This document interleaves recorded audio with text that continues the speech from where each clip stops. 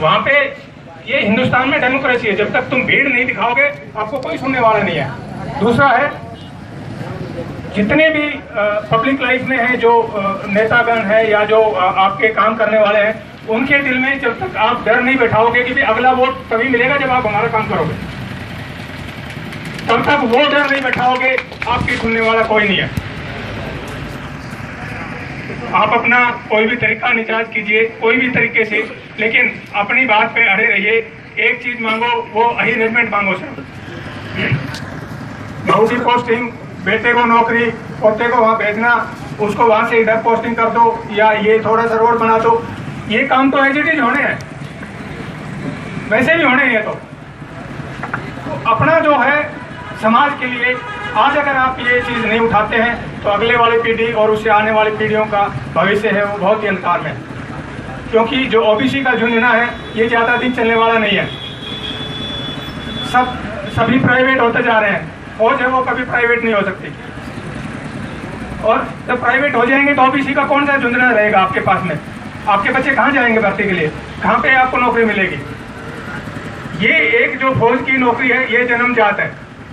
एक अहीर की वैकेंसी हुई, वो अहीर के बेटे नहीं भरनी है।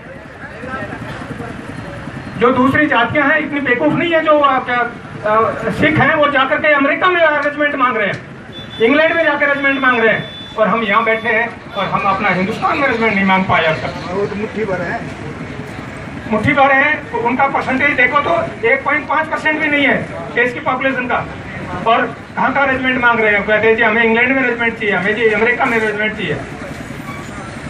और हम हिंदुस्तान का कोई 22% कहता है, कोई 26% कहता है, चलो अमूमन 20% भी है, तो हर 5वां आदमी हिंदुस्तान का अहीर है। हर 5वां अगर आदमी अहीर है तो फिर हम क्यों सोए हुए हैं? इन चीजों पे आपको विचार करना पड़ेगा, और इकट्ठे होने के लिए आपको अपने तरीके बदलने पड़ेंगे। दूसरा है, गांव-गांव में कमेटी बनाओ, और जितने नेक है, शुभ काम है, नेक में अरेंजमेंट का पैसा निकालो, चाहे 5 रुपए है, चाहे 10 रुपए है, चाहे 100 रुपए, जो भी देता है। जब झोटा कल के लिए तुम 100-150 रुपए निकाल लेते हो, अरेंजमेंट के लिए क्या प्रॉब्लम है? इससे पहले हम अहीर कॉलेज के लिए पैसा निकालते रहे, हमारे बुजुर्गों से पूछो। नेक शुरू करो और उस पैसे को गांव में रखो।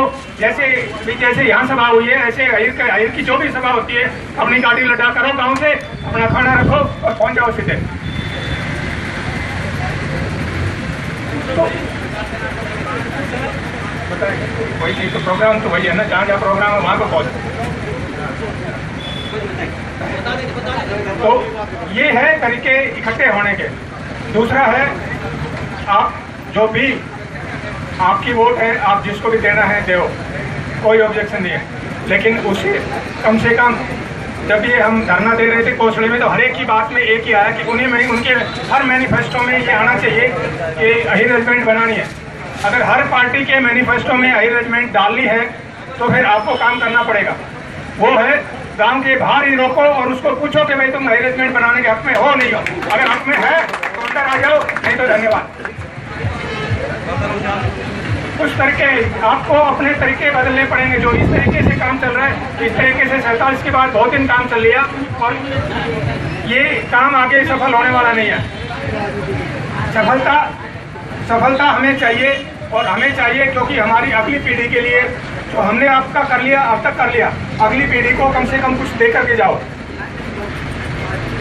और अगर आप कुछ काम कर जाते हो तो हो सकता है अगली पीढ़ी के टाइम में ये काम सफल हो जाए।